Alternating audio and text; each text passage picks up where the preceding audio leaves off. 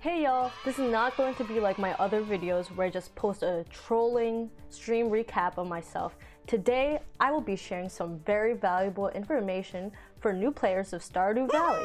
So, say goodbye to your backlog. We're gonna dive into this. This is what I've learned in year 1 of Stardew Valley. As of this recording, I'm on version 1.4 for the Nintendo Switch. I'm on the Riverland Farm, and this is my first playthrough. Therefore, some of y'all might start flaming me for some terrible advice that I may give, but this is geared towards people who are new to the game and are just scanning through videos on what they should expect. For your convenience, I have timestamps, links, and somewhat summarized tips in the description box, so let me know in the comments if you have any other recommendations. Let's get started. Number 1, this is a tip that basically everyone should agree on. Use the Stardew Valley Wiki and the Unofficial Guide. The Stardew Valley Wiki is known by everyone for being a quick reference tool, and I know people have multiple tabs open while they're playing just because it's packed full of information and very easy to access since it's all on the internet. The Unofficial Guide was posted by Reddit user Imaginary Bees on the Stardew Valley subreddit, which you should also join. And it essentially has the same tips as the Stardew Valley Wiki, but it's all in an 150-page guide, PDF, that you could easily download and look at for a quick reference when you don't have internet connection. Personally, I printed out a few pages from the guide, which I look at every time I'm playing, which are the calendar, the villager schedules, and the community center bundle. So I recommend you just go through the guide, see what pages you need, and just print them out. These next set of tips are your "why are you telling me this? I already know this, you're such a noob" tips.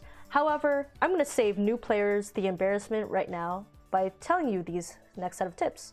Number 2, there is a map in the game. To access this map, you press X, and you could tab over using the ZL or ZR trigger buttons, and this way you won't get lost and you won't pass out at 2 a.m. because you are lost.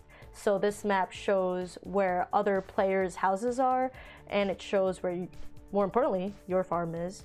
So when you're lost, you have some orientation of where to go. Third tip, the end of the season is always going to be the 28th. Therefore, when you're shopping for seeds, you best believe you need to do the math and make sure that whatever the grow time is does not pass the 28th, because after that day, you're gonna walk outside and all your crops will be dead. Also, bonus, fertilizer lasts the whole season. Wow. So when you start a new one, plant that fertilizer right away and it'll last you till when? The 28th. Number 4, know your farm type. As I've mentioned before, I have the Riverland Farm.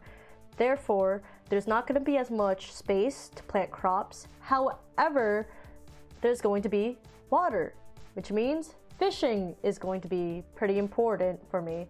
So I advise you to know what farm you're working with, know the pros and cons of it. In case you didn't know, you inherited your grandfather's farm, which means tip number 5, you should probably plant some crops. It's very easy to gain money out of this because it's pretty passive. You plant the crops, they grow, you sell them. Get more seeds, plant them, repeat this, you're rich.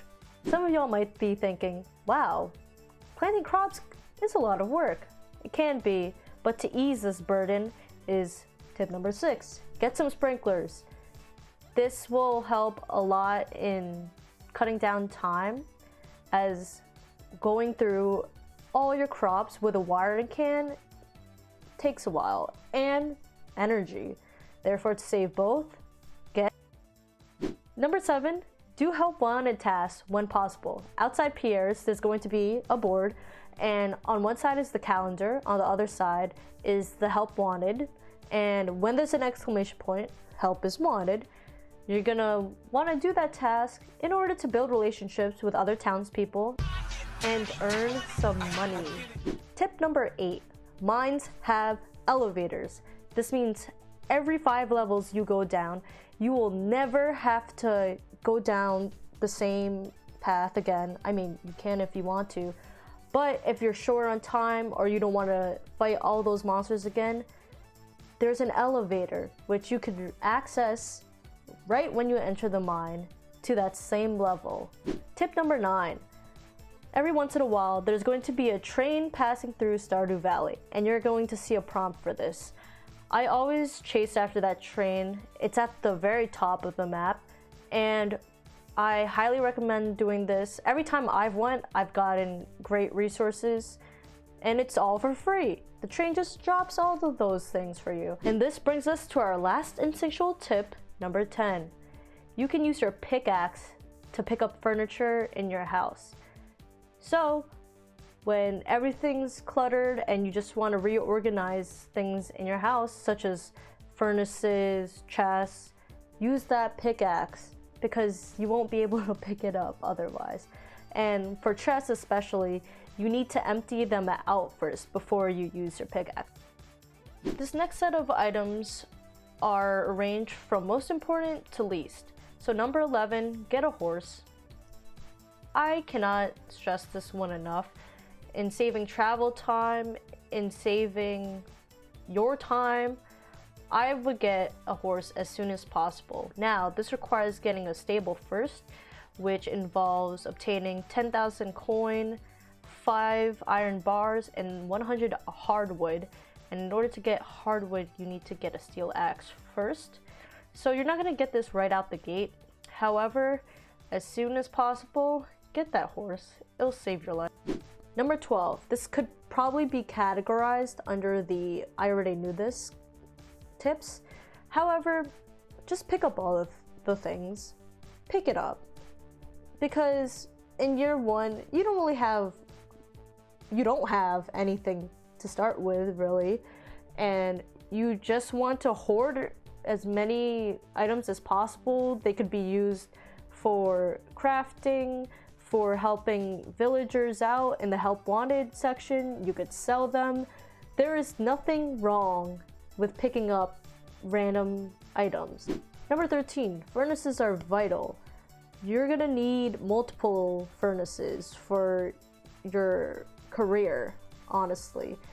These are used for smelting ores into bars, and bars are used for construction purposes in buildings, for crafting new objects, and for upgrading your tools. Get some furnaces today. Number 14, upgrade your pickaxe and axe first. These tools I've used way more than my other ones in my daily life. So for the pickaxe, I would say to upgrade it because you go to the mines a lot, and to save energy, I would go upgrade that pickaxe. But for the regular axe, I would upgrade it because I want to get a horse. Simple as that. The next 3 tips are applicable to all year round, but especially in winter. So number 15, fish a lot. In winter, you're not gonna be able to harvest as many crops because you don't have as many winter seeds to begin with, which is where fishing comes in, because you're still going to be able to fish the same amount in winter as you are any other year. Number 16, get livestock before winter hits. As I've mentioned, crops aren't really gonna be a thing in winter, which is where you're gonna be relying on outside sources, so livestock is one of them. And to feed your livestock, number 17, get hay before winter. Once winter starts, there's not gonna be any hay growing around, which means you'll be going to Marnie's and paying 50 coin per hay. And depending on how much livestock you have, that's gonna add up a lot. So get a silo as soon as possible, put some hay in there, and you'll avoid all this nonsense. Number 18, get the charcoal kiln. Am I pronouncing that right? This requires you having a foraging level of 4. However, I think this is important for first year players because you're not gonna have much opportunities to get coal in the beginning, but it's pretty easy to get wood, and the whole point of the charcoal kiln is to convert wood into charcoal, which will be used for smelting your ores into bars. And I think this is super important in the beginning, so get that charcoal. This brings us to my last group of things I've learned in year 1, and this is the controversial, you don't have to do this in year 1 stuff.